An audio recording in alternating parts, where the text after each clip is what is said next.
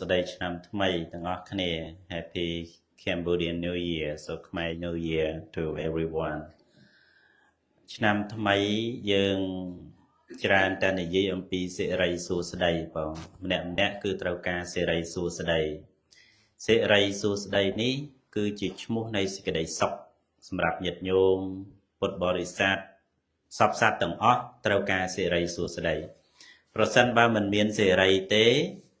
យើងក៏អត់មានសេចក្តីសុខដែរទ្រព្យសម្បត្តិរបស់យើងក៏អាចគង់ពង្បានដែរមិនត្រឹមតែប៉ុណ្ណោះភោគសម្បត្តិសេចក្តីសុខអាយុជីវិតរបស់យើង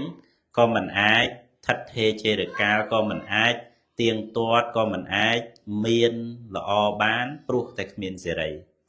អញ្ចឹងត្រូវការចាំបាច់សេរីនេះសេរីព្រោះពុទ្ធជាម្ចាស់ព្រះអង្គសម្ដែងថាសិរីភោគានមាសយោសិរីនឹងឯងគឺជាគ្រឿងឃុំក្រងនៅសេចក្តីសុខនៅទ្រព្យសម្បត្តិទាំងមានវិញ្ញាណទាំងឥតវិញ្ញាណ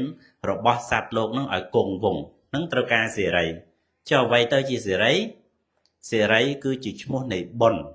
អញ្ចឹងណាសេរីគឺជាឈ្មោះនៃបុណ្យដែលសពសត្វនឹងបានបំពេញហើយបានធ្វើហើយជារៀងរាល់ឆ្នាំយើងបានធ្វើបន់ដោយកាយដោយវាចាដោយចិត្តមានការប្រគេនទេយទានការធ្វើទានមានការរក្សាសិលនិងការស្ដាប់ព្រះធម៌ចម្រើនភាវនាជាដើមនោះនេះហើយគឺជាសេរីហើយសេរីនឹងឯងនឹងការពារយើងបងដូច្នេះសូមឲ្យពុទ្ធបរិស័ទទាំងអស់ប្រកបដោយសិរីសួស្តីក្នុងឆ្នាំថ្មីនេះក្តីឆ្នាំបន្តទៅក្តីសូមប្រកបដោយសេចក្តីសុខទាំងអស់គ្នាបងសូមអនុមោទនា